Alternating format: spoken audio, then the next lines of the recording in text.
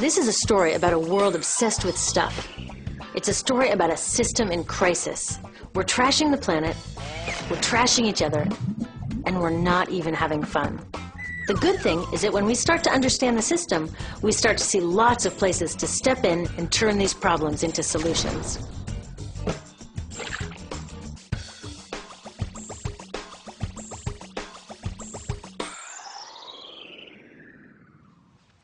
One of the problems with trying to use less stuff is that sometimes we feel like we really need it.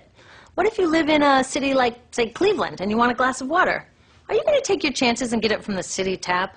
Or should you reach for a bottle of water that comes from the pristine rainforest of Fiji?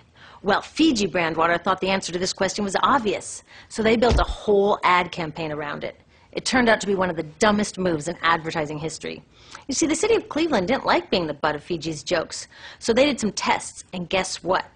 These tests showed a glass of Fiji water is lower quality, it loses taste tests against Cleveland tap, and costs thousands of times more. This story is typical of what happens when you test bottled water against tap water. Is it cleaner? Sometimes, sometimes not. In many ways, bottled water is less regulated than tap. Is it tastier? In taste tests across the country, people consistently choose tap over bottled water. These bottled water companies say they're just meeting consumer demand. But who would demand a less sustainable, less tasty, way more expensive product, especially when you can get for almost free in your kitchen? Bottled water costs about 2,000 times more than tap water. Can you imagine paying 2,000 times the price of anything else? How about a $10,000 sandwich? Yet people in the U.S. buy more than 500 million bottles of water every week. That is enough to circle the globe more than 5 times. How did this come to be? Well, it all goes back to how our materials economy works, and one of its key drivers, which is known as manufactured demand. If companies want to keep growing, they have to keep selling more and more stuff.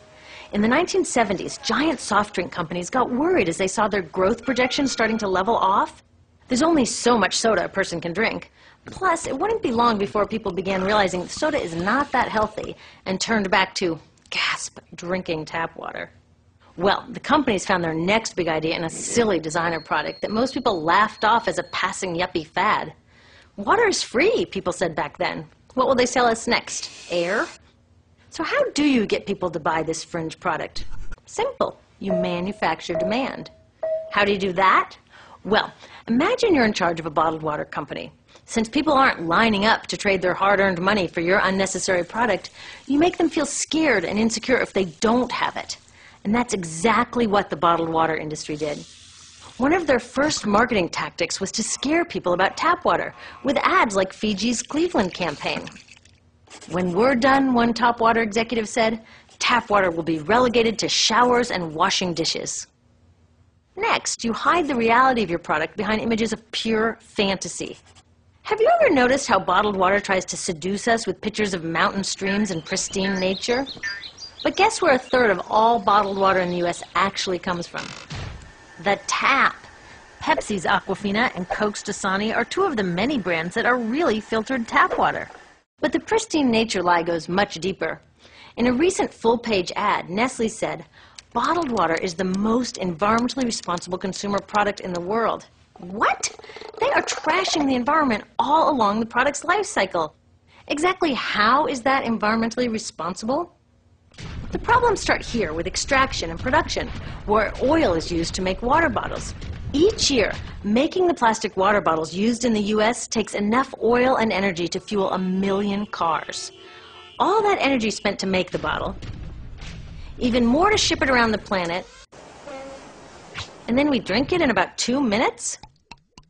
That brings us to the big problem at the other end of the life cycle, disposal. What happens to all these bottles when we're done? 80% end up in landfills, where they will sit for thousands of years, or in incinerators, where they are burned, releasing toxic pollution. The rest gets collected for recycling. I was curious about where the plastic bottles that I put in the recycling bins go. I found out that shiploads were being sent to India, so I went there. I will never forget riding over a hill outside Madras, where I came face to face with a mountain of plastic bottles from California. Now, real recycling would turn these bottles back into bottles. But that wasn't what was happening here. Instead, these bottles were slated to be downcycled, which means turning them into lower quality products that would just be chucked later. The parts that couldn't be downcycled were thrown away there, shipped all the way to India just to be dumped in someone else's backyard.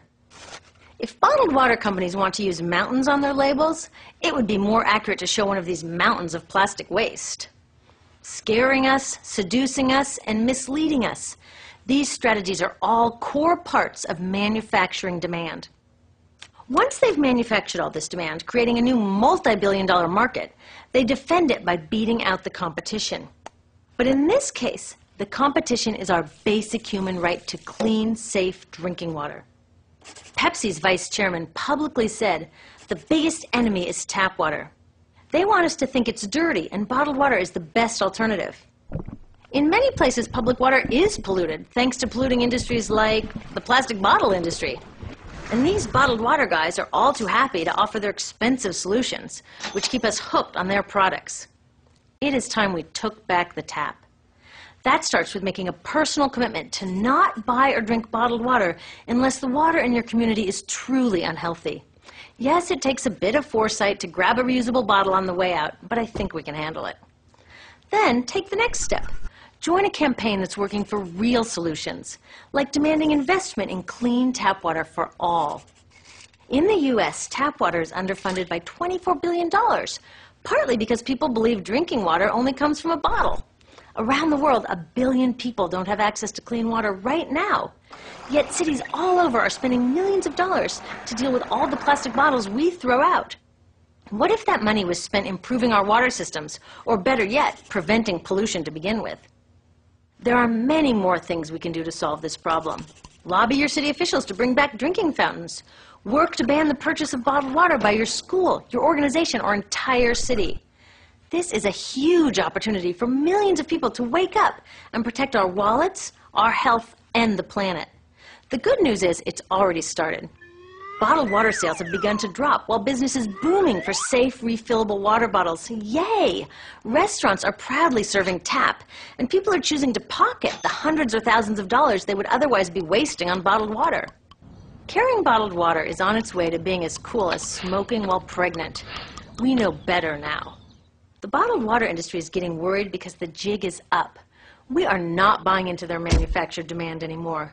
We will choose our own demands, thank you very much, and we're demanding clean, safe water for all.